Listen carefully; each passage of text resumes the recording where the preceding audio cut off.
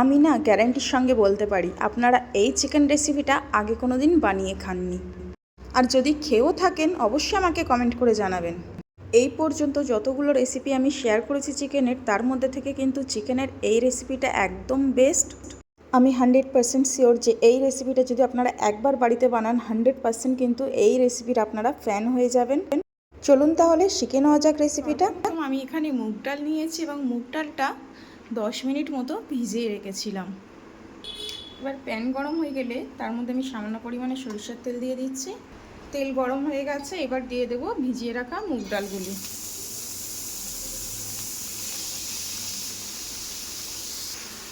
এখানে আমি প্রায় 200 গ্রামের মতো মুগ ডাল ব্যবহার করেছি। তোমরা যতটুকু মুগ ডাল দেবে ততটুকু মুগ ডালই নেবে।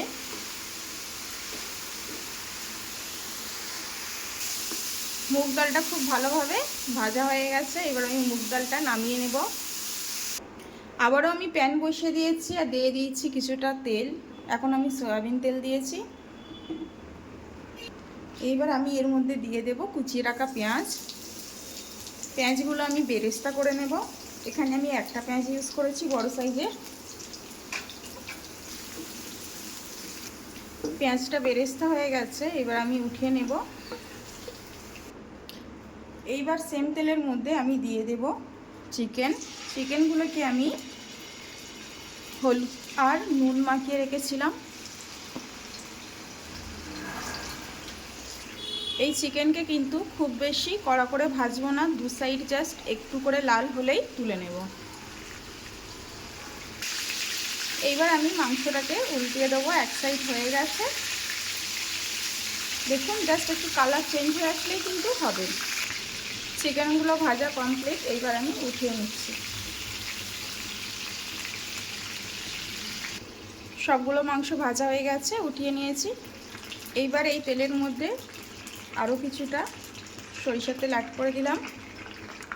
তেলের মধ্যে দিয়ে দিচ্ছি 2টি তেজপাতা, পেঁয়াজ, কাঁচা লঙ্কা কুচি।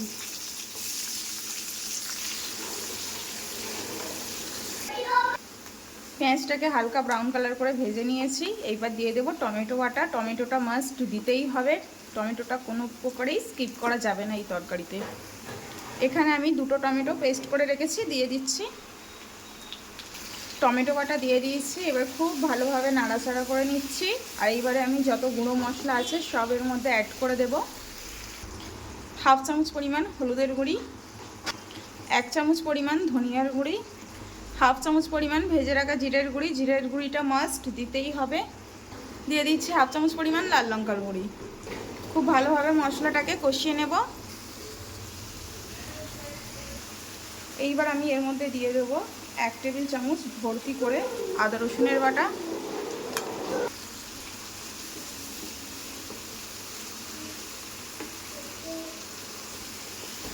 খুব সামান্য পরিমাণে পানি দিয়ে মশলাটাকে কষাবো।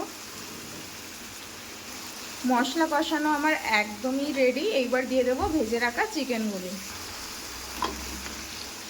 চিকেন দিয়ে খুব ভালোভাবে কষাতে থাকবো মশলার সঙ্গে।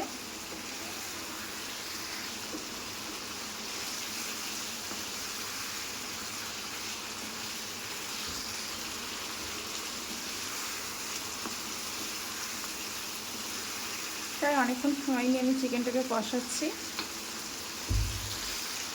চিকেন কষানো আমার হয়ে গেছে। এবার এর মধ্যে দিয়ে দেব মুগ ডাল ভেজে রাখা। মুগ ডালটা দিয়ে দিচ্ছি। মুগ ডাল দিয়ে এবার চিকেনের সঙ্গে খুব ভালোভাবে কষাতে থাকবো।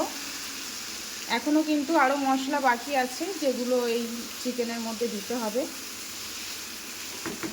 এই রেসিপিটা যে এতটাই সুস্বাদু হয় সেটা বলে বোঝানোর বাইরে। বাড়িতে যদি ট্রাই না করেন বুঝতেই পারবেন না যে এই রেসিপিটার স্বাদ কত। আমার কাছে তো খুবই ভালো লাগে। তোমরা অবশ্যই বাড়িতে ট্রাই করবে। আর হ্যাঁ, সবার মুখে স্বাদ আবার একরকম নয়, তাও বলবো একবার ট্রাই করে দেখবেন আমার কথা শুনে। আশা করছি খুব ভালো লাগবে। মাংস কষানো হয়ে গেছে, এবার দিয়ে দিচ্ছি পরিমাণ মতো পানি। এবার খুব ভালোভাবে নাড়াচাড়া করে দেব, দিয়ে মিশিয়ে দেব। এইবার আমি 10 থেকে 15 মিনিট পর্যন্ত মিডিয়াম টু লো ফ্লেমে রান্না করে নেব। এইবার আমি খুব ভালোভাবে নাড়াচাড়া করে দিচ্ছি। এইবার দিয়ে দিচ্ছি গরম মশলার গুঁড়ি, দিয়ে দেব স্বাদ মতো লবণ, এইবার দিয়ে দেব পেঁয়াজ বেরেস্তা যেটা আমি আগে করে রেখেছিলাম।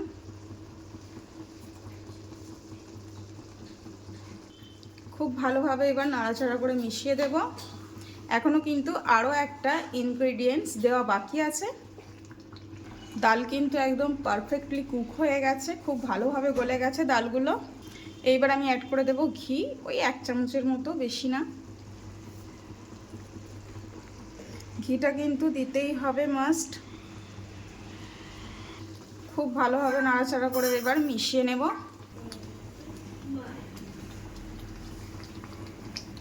তো রান্না কিন্তু একদমই হয়ে গেছে। এইবার কিন্তু গরম গরম সার্ভ করার পালা। খুবই সুন্দর একটা স্মেল আসছে।